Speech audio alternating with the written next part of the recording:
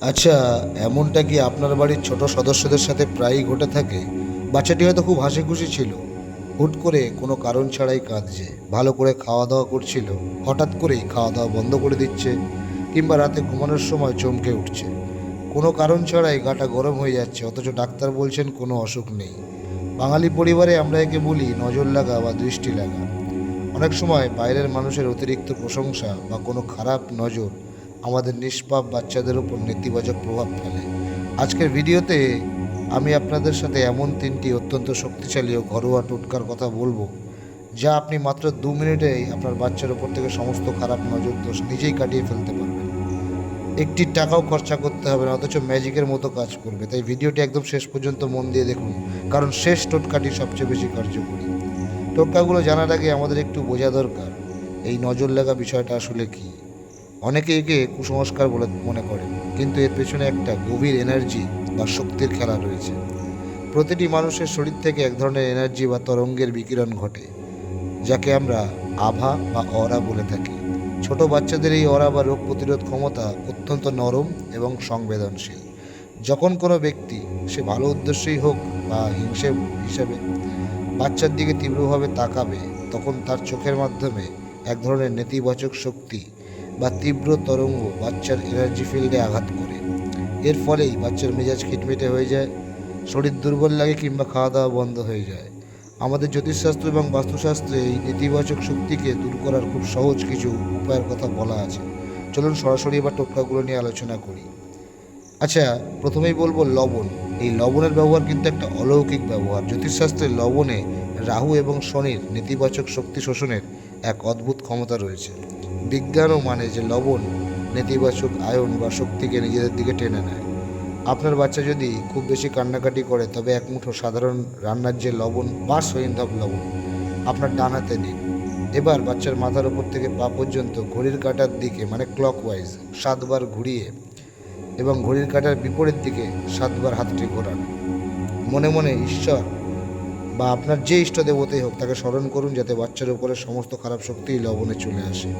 এবার এই লবণটি বাড়ির বাইরে কোনো নর্দমায় বা বেসিনের রানিং ওয়াটারে জলে একদম ধুয়ে ফেলে দিন।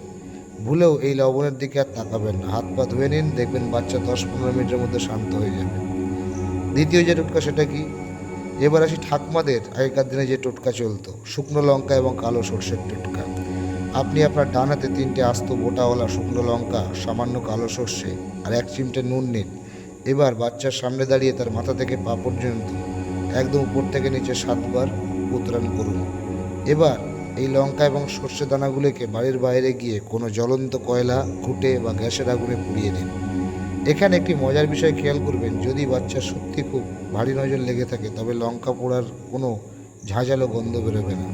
লঙ্কা পুড়বে অথচ কোনো গন্ধ পাবেন না। আর যদি নজর না লেগে থাকে, তবে স্বাভাবিক যেমন ঝাঁঝ বেরোয় ওরকমই বেরোবে। যখন লঙ্কাটা পুরোপুরি পুড়ে ছাই হয়ে যাবে, বুঝবেন বাচ্চার উপর থেকে সমস্ত কুদৃষ্টি আগুনের সাথে পুড়ে ছাই হয়ে গেছে। বন্ধুরা, 3 নম্বর টোটকা সেটা কি? সেটা হচ্ছে খুবই শক্তিশালী। যদি উপরের এই দুটি উপায় করে আপনার কোনো কাজ না হয়, মানে পূর্বে যেগুলো আমি বলেছি, তখন কি করবেন? বাচ্চার শরীর দেখছেন তবুও পরের দিন গা ম্যাচ ম্যাচ করছে, তখন কি করবেন? ফটকিরি এবং কর্পূর, এই উপায়টা কিভাবে করবেন আমি বলে দিচ্ছি। একটা ছোট টুকরো ফিটকিরি নেবেন। শনিবার বা মঙ্গলবার সন্ধ্যার সময় বাচ্চার মাথার ওপর থেকে 7 বার ঘুরিয়ে দিন।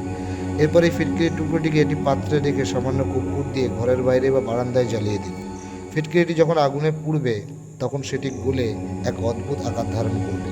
অনেকে বলেন, যার নজর লেগেছে ফিটকিরি গলে তার চোখের বা মুখের অবয়ব তৈরি করে।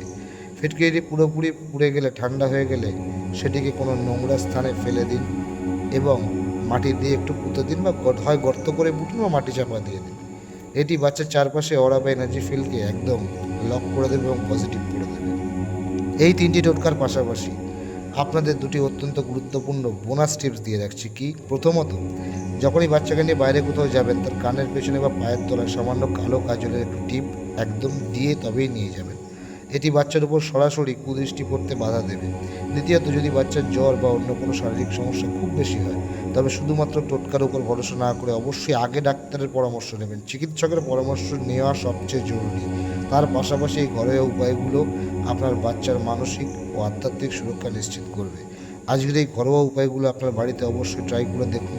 এবং কার কেমন উপকার হলো নিচে আমায় অবশ্যই কমেন্ট করে জানাবেন। ভিডিওটি ভালো লাগলে লাইক দেবেন এবং আপনার চেনা পরিচিত সমস্ত মায়েদের সঙ্গে ফেসবুক হোক, হোয়াটসঅ্যাপ হোক, বিভিন্ন গ্রুপের মাধ্যমে প্রচুর শেয়ার করবেন, যাতে বাচ্চাগুলো সব সুরক্ষিত থাকে। আপনি যদি আমার এই চ্যানেলে নতুন হয়ে থাকেন, কী করতে হবে? জ্যোতিষ এবং বাস্তুশাস্ত্রের বিভিন্ন রকম টিপস পেতে গেলে চ্যানেলটিকে সাবস্ক্রাইব করে বেল আইকনটা প্রেস করতে হবে। আজ এখানে শেষ করছি।